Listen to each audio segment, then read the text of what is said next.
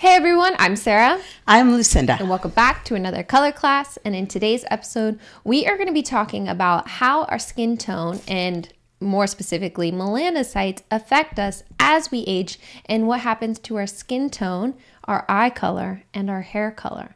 And I'm sure you guys are like, I know my hair color goes gray, but did you know when melanocytes start disappearing or they start not working as hard, we also see shifts in our skin tone, our eye color, and our hair color.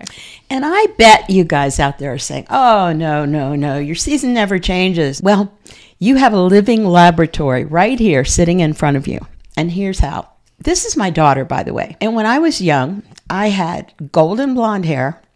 When I reached puberty, my hair turned that color. And now, as I'm a little more mature, my hair is this color.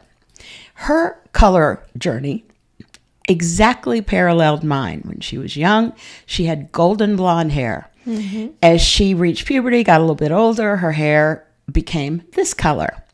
And she has the wonderful experience to look forward to of someday her hair being this color. Mm-hmm. And the same is true of skin tone. We had the exact same skin tone, throughout our years. Well, I wouldn't say throughout our years, because I am definitely a stay away from the sun kind of girl, and you True. love the sun. Well, so. Yes, I was a sun worshiper in my youth, and I still am not as conscientious as Sarah is about sun protection. All right, so melanocytes. What are melanocytes, I guess, is the beginning of this entire video. Melanocytes are specialized cells in your skin that are responsible for the pigment in your skin and your hair, I should say. Mm-hmm. And you're born with them, and you have a certain amount of them, and they operate in a certain way.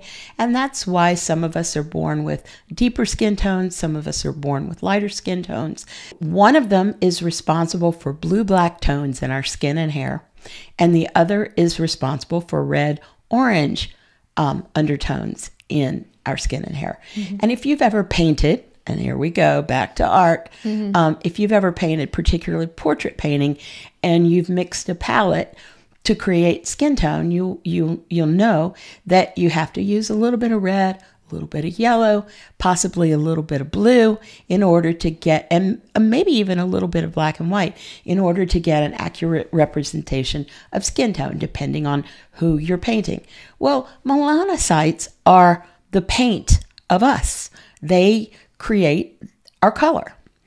And the two different types, one is eumelanin, and that's responsible for brown and black colors, blue, brown, and black colors, and pheomelanin, which is responsible for red and yellow colors. And these two types of melanocytes, they're working in combination, and you might have more of one than the other. And but ultimately, at the end of the day, just like the artist who puts together his flesh color for his portrait paint, there is some combination of them that make you. And all of us, when we're born, babies in general are lighter when they're first born. And then that melanin kicks in and it starts to do its thing, and they get more of their color. And then as we age, as we get to be full-grown adults, you either absolutely protect yourself from the sun, the way Sarah has done, and you have, you end up with a complexion that's not affected by the sun, or you are kind of slack about it like I am, and you end up with more wrinkles and additional sun damage or possible spots, etc. Then we reach an age where, like a lot of other things in our body, there are hormones in our body that start to turn off. Mm-hmm. DHEA is one of the hormones in our body that starts to slow down. All sorts of things start to slow down, including your melanocytes. So those melanocytes, they just work a little less. And in your hair, the melanocytes may turn off at a single hair level. So instead of your hair just fading gradually and going from brown to light brown to gray, one gray hair, you go from your regular color to white in one hair. Or they can fade too. So you can have both things happen at once. That's very true. But the gray that we know primarily, if you're looking at my head, you will see that I still have maybe 10 of my hairs that used to be our color. Whereas she might have one or two gray hairs. So, it may start young, it may start much later. And some of you may get practically no gray hairs. But the bottom line is we do change as we age, and everything from our undertone to our skin tone to our hair color will change. And we're here to show you some examples of how that worked in us, because we had parallel journeys in terms of our coloring. And one of those ways is in the palm of our hand. And because that's been a place where it's been protected from the sun, and you can really get a good view of our undertones here. Well, you can also see, you usually tend to be a little bit tanner than I am. You have always been in the sun and your skin has stayed tanner versus me, who I am definitely lighter. So when we show you our palms, you would think that I'm going to be a whole lot cooler and lighter. All right. Now, are you ready? Ready. All right. So we got to go forward. And we may want to do a still shot as well if this doesn't. Yes. Hopefully this is picking up. But I am definitely not in the sun. I do not tan. I do not lay out in the sun. And this is the difference that you have within our skin tones. And notice with our palms. I've just become cloudy and light and muted in terms of my palm, whereas her palm is still retains the color that I had as a youth and that she has now. Regardless of our outer skin tone and how Sara looks versus how I look, this is what happens inwardly with your melanin as you age. I'm 67 years old. Sara, do you want to tell your age? I'm almost 30. Oh, I have a baby that's almost 30. She's my youngest. That's what happens. And we have another treat for you. Something else changes. What else do we have on our bodies that has color? Our eyes. Yes. So we went through our hair, we went through our skin tone, and now your eyes do change as you age because we start losing those melanocytes, which make up our eye colors. It's another parallel thing that Sara and I had me growing up and her now. We have blue, green, gray eyes. And throughout different times, they were identical, practically identical. Then, as I started to age, my eye color became more muted and faded. And her color is, as it is now, it's still as vibrant as ever. So as you can see, my eyes are a bit more vivid and yours are a bit grayer. They kind of just grayed out. They're ishier than mine. Right. And in terms of my pigment, if you think underlying pigment, who got to keep their pigment? Sara has her pigment. My pigment is starting to dissipate. And this happens in most people. Now, it's a little bit different in brown-eyed individuals. And in brown-eyed individuals, as they age, they don't lose their melanin in the eye area as much as those of us who have blue, green, or gray eyes. But you will see a little bit of fading. And the reason it's not out in the forefront is because we've basically kind of gone through a time machine for you. She is the younger version of me. Hard to believe, but it's true. In terms of our coloring, she picked it all up, right where I was. So you're looking at 37, 38 years of difference in terms of the evolution of color of an individual. Now, you're thinking, what does that have to do with me? What does that have to do with my coloring, my color palette, whatever? Yeah, or color analysis. What does that have to do with it? What this means is your color palette does have the potential to change. And there's a myth out there that's kind of floating around that says, oh, your color palette never changes. It can. And we're living proof that it can. And so the takeaway from this for you guys is always be adjusting your color palette to what you see in the mirror. Because that's what other people see. And the whole point of color analysis, the whole reason we do this is so that you can go out into public or even in private and make selections and choices in your clothing and your makeup that make you feel good about yourself and that help you look your absolute best.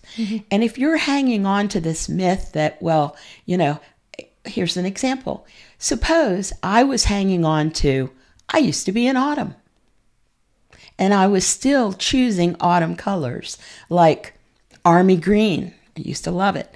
Terracotta. Used to love it. Burnt orange. Used to love it. Imagine those colors on me today. And I would not be looking my best. So we have to be flexible. Every time we look in the mirror, we have to say, am I balancing my makeup with my outfit? Do I have harmony? Am I doing the absolute best I can in terms of my overall appearance with the color choices that I'm making? And most of all, and I'm speaking to those of you who are aging, you may not be as old as I am, but we all age. And if your hair has gotten grayer, if you are possibly covering the gray with color, you still have to look at your skin tone, which may have lost color. And you may not even realize it. The only reason I realize it, and it's so obvious to me, is because I have living proof right next to me, in front of me every single day, that I look different than I used to look. And so that just means we have to reevaluate. And you know what? We're here to help you do that. Our job here at Color Class and our dream and our vision is to give you so much information, so much helpful information in an entertaining way that you'll be able to look in the mirror every single day and make decisions for yourself that are the absolute best for you and your confidence and how other people see you. And I will say, most of our comments that we have gotten that are people changing season over time is autumns. Autumns, we usually hear, I was classified in autumn and whenever, and I finally get it because the colors just were not flattering anymore. And I think the warmer seasons are really where we have to dive into this concept. True. Because not only do we lose the redness, the warmth in our hair, we lose it in our skin tones, our eyes as we age. So we are shifting. And this is definitely a concept that, when we first were brought into color analysis, we learned that you stayed one season forever. And we had to realize once we learned about melanocytes and aging, what happens. And it was a difficult thing for us to process as well. Absolutely. And some of this science is fairly recent. I mean, if you look up peer-reviewed studies, and I encourage you to do that, on aging skin and how the color changes, some of these tests are, less than 10 years old. And so it's a fairly new concept. Obviously, we knew it was happening. And we also, Sarah made a really good point that is something that we missed, and that is winter's out there. Even when your hair grays, and even if your skin may become a little less clear, winters tend to stay winters. By and large, you go from darker hair and then your hair becomes salt and pepper. Remember, gray hair comes in one white hair at a time. So you may be a little more salt and peppery, but by and large, winters stay winters. And the other thing that I wanted to mention is that transitionally, I had a period of time where I was starting to go gray. I didn't feel myself. I didn't feel like I looked good in burnt umber anymore, or terracotta, or raw sienna, or the colors that I was used to, the colors that she wears so beautifully. And I was like, I'm just getting old, I guess, and I'm looking kind of pale and washed out, and maybe that's just my lot in life. It's not. The good news in all of this is you don't have to feel that way. All you have to do is recognize that you're changing and reevaluate your palette, reevaluate what you're wearing. And maybe sometime between being a full-blown autumn, for example, and becoming a summer, as I did, there's a place in between where I lean very heavily on the universal color palette. We have a video on that. I mean, I was all about it. Everything I had was in that universal color palette. And then I was able to move into some of the more softer colors. Like today I love gray. I'm wearing gray today. And I absolutely love it as part of my wardrobe. This one wouldn't be caught dead in it. And I wouldn't have been caught dead in it, 20 years ago, 25, 30. But as I changed, I realized that it could become a foundational piece of my wardrobe that I look good in. And that's the good news. You don't have to feel pale. You don't have to feel washed out. If you're aging and you don't understand what's going on with you and you haven't evaluated your color palette recently, stick with us, subscribe with us, and follow us along this journey where you learn everything there is to know and you're making decisions in real time as far as what's going to look best on you and what's going to flatter you and get you lots of compliments. So one last time, feel free to subscribe to our channel. We would love to bring you on our color analysis journey with us. It's free. Yeah, of course. And liking the video really helps us out. So please, we would love to have you come along, join. We're still working on our 6 palette system. We have a couple videos coming up about that. And then we're going into the 12, we're going into the 16. So we have so many more palettes that we're going to be working on together, really delving into every little bit of it. So absolutely. Thank you for joining us today. I'm Sarah. I'm Lucinda. And this has been another color class video, and we'll see you in the next one.